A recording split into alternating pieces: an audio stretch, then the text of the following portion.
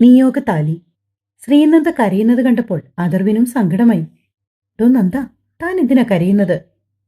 അവൻ അവളുടെ തോളി തട്ടി ആശ്വസിപ്പിക്കാൻ ശ്രമിച്ചു. പക്ഷെ അവൾക്കാണെങ്കിൽ ആകെ വിഷമം വരുന്നുണ്ടായിരുന്നു. കുറേ നേരം അവന്റെ നെഞ്ചിൽ തലചായ്ച്ച് അവൾ പൊട്ടിക്കരഞ്ഞു. ഒടുവിൽ ഏറെ പാടുപെട്ടാണ് അഥർവ് അവളെ തന്നിൽ നിന്നും അടർത്തി മാറ്റിയത്. "നന്ദേ, നീ എന്തിനാ ഇങ്ങനെ കരയുന്നത്?" അവൻ അവളുടെ മുഖം കൈക്കുമ്പിളിലെടുത്ത് ആ മിഴികളിലേക്ക് നോക്കി ചോദിച്ചു. ഒന്നുമില്ല എന്ന മട്ടിൽ അവൾ ചുമൽ ചലിപ്പിച്ചെങ്കിലും ഉള്ളിന്റെ ഉള്ളിൽ തന്റെ പെരുമാറ്റം അവളെ എത്രമാത്രം സങ്കടപ്പെടുത്തിയിട്ടുണ്ടെന്ന് അവന് മനസ്സിലായി. "ഡോ, ഞാൻ തന്നോടൊരു തമാശ പറഞ്ഞതല്ലേ. താൻ എന്തിനാ എല്ലാം ഇങ്ങനെ സീരിയസ് ആയിട്ട് എടുക്കുന്നത്?" അവൻ വീണ്ടും ചോദിച്ചതും ശ്രീനന്ദ ഒന്നും പറയാതെ മിഴികൾ താഴ്ത്തി. അപ്പോഴേക്കും അഥർവ് അവളെ തന്നോട് ചേർത്ത് നിർത്തിയിരുന്നു. "ഞാൻ എന്റെ ഭാര്യയോടല്ലേ കോപ്പി കുടിക്കാൻ വരുന്നു ചോദിച്ചത്. ഒരു കമ്പനി പോലും തരാതെ അമ്മ കാത്തിരിക്കുമെന്ന് പറഞ്ഞു പോയ പെണ്ണിനോട് ഇത്തിരി പിണക്കം കാണിച്ചെന്ന് കരുതി അതിലത്ര തെറ്റുള്ളതായി എനിക്ക് തോന്നിയിട്ടില്ല കേട്ടോ." അവൻ തന്റെ മനസ്സിലുണ്ടായിരുന്ന കാര്യങ്ങൾ അവളോട് തുറന്നു പറഞ്ഞു. ശ്രീനന്ദ അഥർവിനെ നോക്കി സോറി എന്ന് ചുണ്ടനക്കി. "എന്തിനാ ഇപ്പൊ സോറി പറയുന്നത്? പോട്ടെ, സാരില്ല. ഇനിയും നമുക്ക് ഒരുപാട് ദിവസങ്ങളുണ്ടല്ലോ, അല്ലേ നന്ദ?" കൂടുതൽ സംസാരിച്ച് അവളെ വീണ്ടും വിഷമിപ്പിക്കാൻ അവന്റെ മനസ്സ് അനുവദിച്ചില്ല. അതുകൊണ്ട് തന്നെ ഇനി ഒരു ദിവസം പുറത്തു പോകുമ്പോൾ നമുക്ക് ഒരുമിച്ച് കോഫി കുടിക്കാമെന്ന് പറഞ്ഞ് അഥർവ് അവളെയും ചേർത്ത് പിടിച്ച് കിടക്കയിലേക്കിരുന്നു. "ഞാൻ ഇയാളെ വിഷമിപ്പിച്ചോ?" അവൾ വീണ്ടും ചോദിച്ചതും ശ്രീനന്ദയുടെ കണ്ണുകൾ നിറഞ്ഞൊഴുകാൻ തുടങ്ങി. "എനിക്ക് ഇത്തിരി സങ്കടമൊക്കെ തോന്നിയെന്നുള്ളത് സത്യം തന്നെയാണ് കേട്ടോ. പക്ഷെ സാരമില്ല, പോട്ടെ. ഇനിയിപ്പോൾ അതൊന്നും ഓർത്ത് വിഷമിക്കേണ്ട. ഞാൻ ഇയാളെ സങ്കടപ്പെടുത്തിയെങ്കിൽ സോറി." അഥർവ് അവളുടെ കവളിൽ മെല്ലെ തട്ടിയ ശേഷം ഡ്രസ്സിംഗ് റൂമിലേക്ക് പോയി. ആ സമയത്താണ് ആര്യൻകുട്ടൻ റൂമിലേക്ക് കയറി വന്നത്. "എന്തു പറ്റി മോനെ, മുഖമൊക്കെ വല്ലാണ്ടിരിക്കുന്നത്?" അവന്റെ മുഖത്തെ ക്ഷീണം കണ്ട് ശ്രീനന്ദ ചോദിച്ചു. തലവേദനിക്കുന്നുവെന്ന് കാണിച്ച് അവൻ വിരലുകൾ കൊണ്ട് നെറ്റിയിൽ മെല്ലെ തട്ടി. ശ്രീനന്ദ അരികിലേക്ക് വന്ന് അവന്റെ നെറ്റിയിൽ തൊട്ടുനോക്കി. ചെറുതായി ചൂടുള്ളതുപോലെ അവൾക്ക് തോന്നി. "ഏട്ടാ, ആര്യൻകുട്ടിന് പനിക്കുന്നുണ്ടെന്ന് തോന്നുന്നു." ശ്രീനന്ദ ഉറക്കെ വിളിച്ചു പറഞ്ഞു. അത്രയും ഉച്ചത്തിൽ അവൾ ആദ്യമായിട്ടായിരിക്കും സംസാരിക്കുന്നത്. അഥർവ് തിടുക്കത്തിൽ ഇറങ്ങി വരുമ്പോൾ ആര്യൻകുട്ടൻ കട്ടിലിൽ കമിഴ്ന്നു കിടക്കുകയാണ്. "ഇത്ര നേരവും ഒരു കുഴപ്പവുമില്ലായിരുന്നല്ലോ, പെട്ടെന്ന് എന്താ മോനെ പറ്റിയത്?" അഥർവ് അരികിലിരുന്ന് അവന്റെ നെറ്റിയിലും മുഖത്തും തലോടിക്കൊണ്ട് ചോദിച്ചു. "ഉച്ച മുതൽ നല്ല ക്ഷീണമുണ്ടായിരുന്നു, തലവേദനയും." "എന്നിട്ട് മോനെന്താ അച്ഛമ്മയോട് പറയാതിരുന്നേ? ഇവിടെ വന്നപ്പോൾ കുറഞ്ഞായിരുന്നു, ഇപ്പൊ പിന്നെയും തുടങ്ങി." അഥർവ് വേഗം ചെന്ന് മെഡിസിൻ ബോക്സുമായി വന്നു. കുഞ്ഞിന്റെ പനി അളക്കാനായി ഡിജിറ്റൽ തെർമോമീറ്റർ വെച്ച് നോക്കി. 99.8. സാധാരണ രീതിയിൽ മെഡിസിൻ കൊടുക്കേണ്ട ആവശ്യമില്ലെങ്കിലും രാത്രിയിൽ പനി കൂടേണ്ട എന്ന് കരുതി അവൻ പാരസെറ്റാമോൾ സിറപ്പെടുത്ത് നൽകി. തലവേദന കൂടി മാറിക്കോട്ടെ എന്ന് കരുതിയാണ് അഥർവ് മരുന്ന് കൊടുത്തത്. മരുന്ന് കഴിച്ച് കട്ടിൽ കിടന്നപടി ആര്യൻകുട്ടൻ വേഗം തന്നെ ഉറങ്ങിപ്പോവുകയും ചെയ്തു. ശ്രീനന്ദ താഴേക്ക് എന്താണ് ഇറങ്ങി വരാത്തത് എന്നോർത്ത് നിൽക്കുകയാണ് ഇന്ദിര. "മക്കളാരും ഇവിടെ ഇല്ലേടോ?" മാധവൻ സംശയത്തോടെ ഭാര്യയെ നോക്കി. "എല്ലാരും മുകളിലുണ്ട്, അവരെ ആരെയും കണ്ടില്ലല്ലോ എന്നോർക്കുമായിരുന്നു ഞാൻ." ഇന്ദിര മറുപടിയും നൽകി. "ആര്യൻകുട്ടിന് മുകളിലാണോ?" "അതെ, ആന്റിയെ കാണാഞ്ഞിട്ട് മുകളിലേക്ക് കയറിപ്പോയതാ." അപ്പോഴാണ് ശ്രീനന്ദ താഴേക്ക് ഇറങ്ങി വന്നത്. "അമ്മേ, ആര്യൻകുട്ടിന് ചെറിയ പനിയുണ്ട്, ഏട്ടനിപ്പം മരുന്ന് കൊടുത്തിട്ടുണ്ട്." "പനിയോ? അതെപ്പോ തുടങ്ങി?" ഇന്ദിര പരിഭ്രമത്തോട് ചോദിച്ചു. "അമ്മ, കുഞ്ഞിന് സ്കൂളിൽ നിന്നേ നല്ല തലവേദന ഉണ്ടായിരുന്നു. ഇവിടെ വന്നപ്പോൾ കുറഞ്ഞതായിരുന്നു, പക്ഷേ ഇപ്പൊ മുകളിൽ കയറി വന്നപ്പോൾ വീണ്ടും വല്ലാത്ത ക്ഷീണം. ഏട്ടൻ തെർമോമീറ്റർ എടുത്ത് പനിയൊക്കെ നോക്കി." "എന്റെ മഹാദേവ, കുഞ്ഞിന് തീരെ വയ്യ മോളെ." പരിഭ്രാന്തിയോടെ അവരും സ്റ്റെപ്പ് കയറി മുകളിലേക്ക് പോയി. അഥർവ് അപ്പോഴും കുഞ്ഞിന്റെ അരികിലായി തന്നെ ഇരിപ്പുണ്ടായിരുന്നു. ഇന്ദിര വന്ന് നോക്കുമ്പോൾ ആര്യൻകുട്ടൻ കട്ടിലിൽ കമിഴ്ന്ന് കിടന്നുറങ്ങുകയാണ്. "ഹോസ്പിറ്റലിൽ പോകണോ മോനെ?" ഇന്ദിരയും മാധവനും ഒരേ സ്വരത്തിൽ ചോദിച്ചു. "ഏയ്, അത്രയ്ക്ക് കൂടിയ ടെമ്പറേച്ചറൊന്നുമില്ല. പിന്നെ തലവേദനയുണ്ടെന്ന് പറഞ്ഞതുകൊണ്ട് ഞാൻ മരുന്ന് കൊടുത്തുന്നേ ഉള്ളൂ." അഥർവ് അവരെ നോക്കി പറഞ്ഞു. "ശോ, കുഞ്ഞിന് പെട്ടെന്ന് എന്താ പറ്റിയേ?" എല്ലാവരുടെയും മുഖത്താകെ വിഷമം പടർന്നു. "കുഴപ്പമൊന്നുമില്ലമ്മേ, അമ്മ പേടിക്കൊന്നും വേണ്ട." അവൻ അച്ഛനോടും അമ്മയോടുമായി പറഞ്ഞു. അപ്പോഴേക്കും ശ്രീനന്ദ ഒരു സ്റ്റീൽ ചെരുവത്തിൽ ചെറു ചൂടുവെള്ളവുമായി അങ്ങോട്ട് വന്നു. "ഇതെന്തിനാടോ?" അഥർവ് ചോദിച്ചു. "കുഞ്ഞിനൊന്ന് തുടച്ചു കൊടുക്കാൻ. അവനിപ്പോൾ കിടന്നുറങ്ങുമല്ലേ. മെഡിസിൻ കൊടുത്തതുകൊണ്ട് പനി കുറഞ്ഞിട്ടുണ്ട്. ഇപ്പൊ തുടച്ചു കൊടുക്കേണ്ട ആവശ്യമൊന്നുമില്ലടോ. അഥർവ് ശ്രീനന്ദയോടായി പറഞ്ഞു. അവൾ ആ സ്റ്റീൽ ചെരുവത്തിലെ വെള്ളം വാഷ് ബേസിനിലേക്ക് കൊണ്ടുപോയി കളയാൻ തുടങ്ങിയപ്പോൾ ഇന്ദിര അത് തടഞ്ഞു. ഇരിക്കട്ടെ മോളെ, രാത്രിയിൽ എന്തെങ്കിലും ആവശ്യം വന്നാലോ. അങ്ങനെ അവൾ ആ വെള്ളം മേശപ്പുറത്തേക്ക് എടുത്തു വെച്ചു. കുഞ്ഞിന് ചെറിയ ക്ഷീണമുണ്ട്. അവൻ ഉറങ്ങി എണീക്കുമ്പോഴേക്കും ഒക്കെ മാറിക്കോളും. അമ്മ ഇനി ഇതൊക്കെ ഓർത്ത് വെറുതെ ടെൻഷൻ അടിക്കണ്ട. അഥർവ് പറഞ്ഞതും ഇത്തിരി നേരം കൂടി റൂമിലിരുന്ന ശേഷം മാധവനും ഇന്ദിരയും താഴേക്ക് ഇറങ്ങിപ്പോയി. തനിക്ക് പഠിക്കാനൊന്നുമില്ലേ? അഥർവ് ചോദിച്ചതും ശ്രീനന്ദ തലയാട്ടി. എങ്കിൽ താൻ പോയിരുന്നു പഠിച്ചോളൂ. ഏട്ടന് പെൻഡിങ് വർക്ക്സ് എന്തെങ്കിലും ഉണ്ടെങ്കിൽ ചെയ്തോ, ഞാൻ കുഞ്ഞിൻ്റെ കൂടെ കൂട്ടിരുന്നോളാം. സാരമില്ല, താൻ പോയി പഠിക്ക്, വെറുതെ നേരം കളയണ്ട.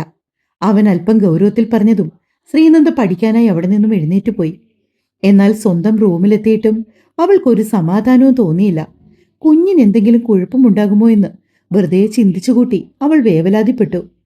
ചുരുങ്ങിയ ദിവസങ്ങൾ കൊണ്ട് ആര്യൻകുട്ടൻ തനിക്ക് എത്രത്തോളം പ്രിയപ്പെട്ടവനായി തീർന്നുവെന്ന് അവൾ ഒരു നിമിഷം ഓർക്കുകയായിരുന്നു. അവന്റെ മുഖം ഒന്ന് വാടിയപ്പോൾ തന്റെ ഉള്ളു പിടഞ്ഞതോർത്ത് അവളുടെ കണ്ണുകൾ നിറഞ്ഞുപോയി. പാവം, അമ്മയില്ലാതെ വളരുന്ന ആ കുഞ്ഞ് അവൾക്ക് സ്വന്തം ജീവനായിരുന്നു. പെട്ടെന്ന് തന്നെ അവൾ പഠിക്കാനുള്ളതൊക്കെ വേഗത്തിൽ പഠിച്ചു തീർത്തിട്ട് വീണ്ടും അവരുടെ റൂമിലേക്ക് ഓടി വന്നു. അഥർവ് അപ്പോഴും അവന്റെ അരികിൽ തന്നെയുണ്ട്. കട്ടിലിന്റെ ഹെഡ്ബോർഡിൽ ചാരിയിരുന്ന് മയങ്ങുന്ന അഥർവിനെയാണ് അവൾ അവിടെ കണ്ടത്. ശ്രീനന്ദ അടുത്തേക്ക് വന്നതും അഥർവ് കണ്ണു തുറന്നു. ഏട്ടാ, ഏട്ടനും കൂടി കിടന്നോളൂ. എന്തിന്? അവൻ കിടക്കയിൽ നിന്ന് എഴുന്നേറ്റു. അല്ല, ഏട്ടന് നല്ല ക്ഷീണം. എനിക്ക് കുഴപ്പമൊന്നുമില്ലടോ, ഞാൻ വെറുതെ കണ്ണടച്ചിരുന്നതാ. അവൻ ലാപ്ടോപ്പ് കയ്യിലെടുത്ത് അവളെ നോക്കി. എല്ലാം പഠിച്ചു കഴിഞ്ഞോ? കഴിഞ്ഞു. താൻ ഇപ്പൊ ഫുഡ് കഴിക്കാൻ പോകുന്നുണ്ടോ? എനിക്കിപ്പോ വിശക്കുന്നില്ല, ഏട്ടൻ പോയി കഴിച്ചിട്ട് വരൂ. എനിക്കും ഇപ്പൊ വേണ്ട, 1-2 മെയിലുകൾ വന്നിട്ടുണ്ട്, അതൊന്ന് ചെക്ക് ചെയ്യണം. അവൻ എഴുന്നേൽക്കാൻ ആഞ്ഞുകൊണ്ട് പറഞ്ഞു. താൻ കുഞ്ഞിന്റെ അടുത്ത് ഇരുന്നോളൂ കേട്ടോ. ഞാൻ ഇരുന്നോളാം ഏട്ടാ. ശരി. അഥർവ് അവന്റെ ഓഫീസ് റൂമിലേക്ക് പോയി. ശ്രീനന്ദ ആര്യൻകുട്ടന്റെ അരികിലിരുന്ന് അവനെ തന്നെ നോക്കി. എന്തൊരു ഓമനത്തുള്ള കുഞ്ഞാണ്. ആര് കണ്ടാലും ഒന്ന് കോരിയെടുത്ത് ഉമ്മ വെച്ചു പോകും. സുന്ദരക്കുട്ടൻ. ഈ കുഞ്ഞിനെ ഉപേക്ഷിച്ചു പോകാൻ അവന്റെ അമ്മയ്ക്ക് എങ്ങനെ മനസ്സ് വന്നു? ഒന്നുമില്ലെങ്കിലും 10 മാസം വയറ്റിൽ ചുമന്ന് നൊന്തു പ്രസവിച്ച സ്ത്രീയല്ലേ അവർ. ആര്യൻകുട്ടന്റെ അവസ്ഥയോർത്തപ്പോ അവളുടെ ഉള്ളുലഞ്ഞു, കണ്ണുകൾ നിറഞ്ഞു തുളുമ്പി. ഫോൺ എടുക്കാനായി തിരികെ മുറിയിലേക്ക് വന്ന അഥർവ് കാണുന്നത് ശ്രീനന്ദ ഇരുന്ന് വിങ്ങിപ്പൊട്ടി കരയുന്നതാണ്. ഡോ ശ്രീനന്ദ, തനിക്കെന്തു പറ്റി? അഥർവിന് പെട്ടെന്ന് ഒന്നും മനസ്സിലായില്ല. അവൾ വേഗം കണ്ണുകൾ തുടച്ചുകൊണ്ട് അവന്റെ മുഖത്തേക്ക് നോക്കി. എന്താടോ, താൻ എന്തിനായി കരയുന്നത്? ഞാൻ ആര്യൻകുട്ടന്റെ കാര്യോർത്ത് എന്തോ പറയാൻ വന്നിട്ട് അവൾ പെട്ടെന്ന് നിർത്തി. ആര്യൻകുട്ടന്റെ കാര്യോർത്ത് താനിപ്പോ എന്തിനാ കരയുന്നത്? അഥർവ് അവളെ മനസ്സിലാവാത്ത മട്ടിൽ നോക്കി. എന്താടോ, താൻ എന്താ ഉദ്ദേശിച്ചത്? അവൻ വീണ്ടും മുഖത്തേക്ക് സൂക്ഷിച്ചു നോക്കിയെങ്കിലും തന്റെ മനസ്സിലുള്ളത് അവനോട് നേരിട്ട് പറയാൻ ശ്രീനന്ദയ്ക്ക് മടിയായിരുന്നു. ഒന്നുമില്ല ഏട്ടാ എന്ന് പറഞ്ഞവൾ ഒഴിഞ്ഞു മാറാൻ നോക്കി. കാര്യം പറഞ്ഞെന്തേ? പെട്ടെന്ന് അഥർവിന്റെ ശബ്ദം ഉയർന്നു. ഈ കുഞ്ഞിനെക്കുറിച്ചോർത്ത് തനിക്കിപ്പോ വിങ്ങി പൊട്ടിക്കറിയാൻ എന്താണുണ്ടായത്? തന്റെ ഉള്ളിലുള്ളത് തുറന്നു പറഞ്ഞാൽ അവൻ ദേഷ്യപ്പെടുമോ എന്ന് അവൾക്ക് ഭയമുണ്ടായിരുന്നു. പക്ഷെ അഥർവ് ചോദ്യം ആവർത്തിച്ചപ്പോ ശ്രീനന്ദ ഒടുവിൽ മനസ്സ് തുറന്നു. ആര്യൻകുട്ടനെ ഉപേക്ഷിച്ചു പോകാൻ അവന്റെ അമ്മയ്ക്ക് എങ്ങനെ തോന്നി? അതോർത്താ ഞാൻ കരഞ്ഞത്. അവൾ പറയുന്നത് കേട്ടതും അഥർവിന്റെ മുഖം ദേഷ്യം കൊണ്ട് ചുവന്നു തൊടുത്തു. അവൻ ഗൗരവത്തിൽ അവളുടെ മുഖത്തേക്കൊന്ന് നോക്കി. ആ നോട്ടം താങ്ങാനാവാതെ ശ്രീനന്ദ തലതാഴ്ത്തി. ഇവന്റെ അമ്മയെക്കുറിച്ചോർത്ത് താൻ ദണ്ണപ്പെടുവൊന്നും വേണ്ട. നാളെ ഒരിക്കൽ ഇവനും അങ്ങനെ വിഷമിക്കാതിരിക്കാൻ വേണ്ടി മാത്രമാണ് ഞാൻ തന്നെ വിവാഹം കഴിച്ചത്. ഇനി ഇതിന്റെ പേരിൽ മേലിൽ ഒരു സംസാരം ഇവിടെ ഉണ്ടാവാൻ ഇടവരരുത്. തനിക്ക് കരയണമെന്നുണ്ടെങ്കിൽ വാഷ്റൂമിൽ പോയി കരഞ്ഞോണം, അല്ലാതെ ഈ റൂമിലിരുന്ന് ഇനി കരയുക പോലും ചെയ്യരുത്. ശ്രീനന്ദയ്ക്ക് ഞാൻ പറഞ്ഞത് മനസ്സിലായോ? അഥർവ് കടുപ്പിച്ച് ചോദിച്ചതും അവൾ ഭയത്തോടെ തലകുലുക്കി. അവൻ വെട്ടിത്തിരിഞ്ഞ് മുറിയിൽ നിന്ന് പുറത്തേക്ക് ഇറങ്ങിപ്പോയി. താൻ അങ്ങനെ പറഞ്ഞത് അഥർവിന് ഒട്ടും ഇഷ്ടമായില്ലെന്ന് അവൾക്കറിയാമായിരുന്നു. പെട്ടെന്നുള്ള ദേഷ്യത്തിൽ പറഞ്ഞുപോയതാണ്. വേണ്ടിയിരുന്നില്ലെന്ന് അവൾ ഒരു വേള സ്വയം ഓർത്ത് സങ്കടപ്പെട്ടു. അപ്പോഴേക്ക് ഉറക്കത്തിൽ ആര്യൻകുട്ടൻ ചെറുതായി ഒന്ന് ഞെട്ടിയതുപോലെ ശ്രീനന്ദയ്ക്ക് തോന്നി. അവൾ വേഗം കുഞ്ഞിന്റെ അരികിലേക്ക് നീങ്ങിയിരുന്നു. ആന്റി, ഉറക്കപ്പിച്ചിൽ അവൻ പതിയെ വിളിച്ചു. എന്താ മോനെ, മോന്റെ പനിയൊക്കെ കുറഞ്ഞോ? അവൾ കുഞ്ഞിന്റെ നെറ്റിയിലും കവളിലും മാറി മാറി തലോടിക്കൊണ്ട് ചോദിച്ചു. ആന്റി, എന്റെ കൂടെ കിടക്കാമോ? അവൻ ചോദിച്ചതും ശ്രീനന്ദ തലകുലുക്കിക്കൊണ്ട് വേഗം കുഞ്ഞിനരികിലേക്ക് കിടന്നു. ആന്റി, എന്താ മോനെ, എന്നെ ഒന്ന് കെട്ടിപ്പിടിക്കാമോ? അവൻ ചോദിച്ചതും ശ്രീനന്ദയുടെ കണ്ണുകൾ നിറഞ്ഞു. അവൾ ആ കുഞ്ഞിനെ നെഞ്ചോട് ചേർത്ത് കെട്ടിപ്പിടിച്ച് അവന്റെ നെറ്റിയിൽ ആർദ്രമായി ഉമ്മ വെച്ചു. ആന്റി, എന്റെ അമ്മയല്ലേ? അവൻ വീണ്ടും ഉറക്കത്തിൽ എന്തൊക്കെയോ പുലമ്പുന്നുണ്ട്. അതെ, ഞാൻ മോന്റെ അമ്മ തന്നെയാണ്. അവൾ അവന്റെ തലമുടിയിൽ വിരലൊടിച്ചു. ആന്റി, അമ്മ. അവൻ പയ്യെ പിന്നെയും മന്ത്രിച്ചു. ശ്രീനന്ദ കുഞ്ഞിന്റെ മുഖത്തേക്ക് വീണ്ടും നോക്കിയപ്പോഴേക്കും അവൻ ആഴത്തിലുള്ള ഉറക്കത്തിലേക്ക് വീണിരുന്നു. കുഞ്ഞിനിപ്പോൾ എങ്ങനെയുണ്ടെന്ന് അറിയാൻ വേണ്ടി ഇന്ദിര വീണ്ടും മുകളിലേക്ക് കയറി വന്നു. എന്നാൽ അവനെ നെഞ്ചോട് ചേർത്ത് പിടിച്ച് കിടക്കുന്ന ശ്രീനന്ദയാണ് അവർ കണ്ടത്. രണ്ടുപേരുടെയും ആ കിടപ്പ് കണ്ടപ്പോൾ സന്തോഷം കൊണ്ട് ഇന്ദിരയുടെ കണ്ണുകൾ നിറഞ്ഞുപോയി. അവർ മുറിയുടെ വാതിൽക്ക വന്ന് നിൽക്കുന്നത് അഥർവും കണ്ടിരുന്നു. എന്നാൽ ഒരു പ്രധാനപ്പെട്ട ഫയൽ പരിശോധിച്ചുകൊണ്ടിരിക്കുകയായിരുന്നതിനാൽ അവൻ എഴുന്നേറ്റ് അവരുടെ അരികിലേക്ക് ചെന്നില്ല. ഇത്തിരി നേരം വാതിൽക്ക നോക്കി നിന്ന ശേഷം അമ്മ താഴേക്ക് ഇറങ്ങിപ്പോകുന്നത് അവൻ അറിഞ്ഞു. പിന്നീട് 1/4 മണിക്കൂർ കഴിഞ്ഞാണ് അഥർവ് അവിടെ നിന്നും എഴുന്നേറ്റത്. അവൻ ബെഡിനരികിലേക്ക് വന്നപ്പോൾ കണ്ട കാഴ്ച, ആര്യനെ ഇടം കൈത്തണ്ടയിൽ കിടത്തിയിരിക്കുകയാണ് നന്ദ. മറു കൈകൊണ്ട് അവനെ ചേർത്ത് മാറോട് പുൽകി കിടക്കുകയാണവൾ. രണ്ടാളും നല്ല ഉറക്കത്തിലുമാണ്. അഥർവ് അവരുടെ അരികിലേക്ക് വന്നു. ശ്രീനന്ദ ഒന്നും കഴിച്ചിരുന്നില്ലല്ലോ എന്ന് പെട്ടെന്ന് അവൻ ഓർത്തു. നന്ദ. അവൻ വന്നിട്ട് അവളുടെ തോളിൽ കൊട്ടി വിളിച്ചു. 1-2 തവണ കൂടി വിളിച്ചപ്പോഴേക്കും അവൾ ചാടി എണീറ്റു. മുൻപിൽ അഥർവ് നിൽക്കുന്നത് കണ്ട് പെട്ടെന്ന് അവൾ വേച്ചു പോയിരുന്നു.